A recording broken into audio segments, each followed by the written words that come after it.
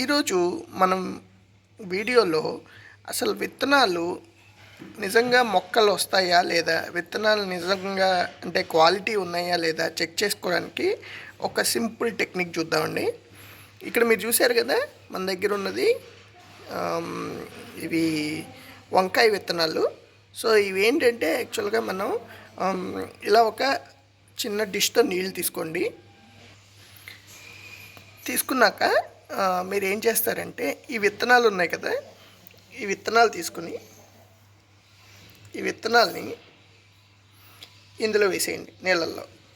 Okay, ఇప్పుడు మీరు విత్తనాలు నీళ్ళల్లో వేసారు కదా, ఈ వేసాక ఒక 2-3 గంటలు ఆ విత్తనాలని అలా ఉండనివ్వండి పైన.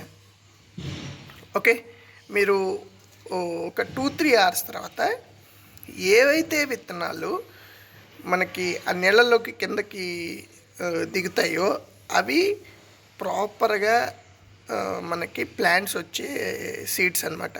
ఏవైతే పైన తేలుతాయో మీరు కంఫర్టబుల్గా వాటిల్ని తీసేసి బయటపడేయచ్చు.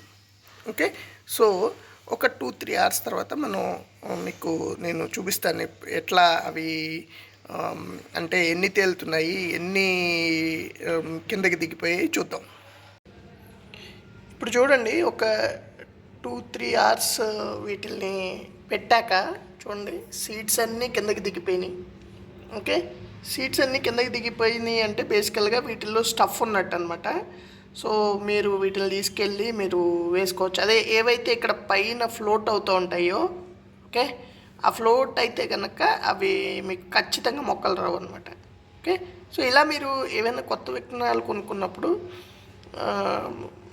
కుండీలో పెట్టి డేస్ వెయిట్ చేసే కన్నా ఫస్ట్ నీళ్ళల్లో టెస్ట్ చేసుకొని ఆ తర్వాత వాటిని నాటుకుంటే కనుక కంపల్సరీగా మనకి రిజల్ట్ ఉంటుందన్నమాట. అయితే ఒకటి గుర్తుపెట్టుకొని, అంటే ఇలా నీళ్ళలో దిగిపోయి ఖచ్చితంగా వచ్చేస్తాయా మొక్కలు అంటే, ఆ తర్వాత మీరు మొక్కలు ఈ విత్తనాలు నాటాక ఎంత కేర్ తీసుకున్నారన్న దాని మీద డిపెండ్ అవుతుందన్నమాట.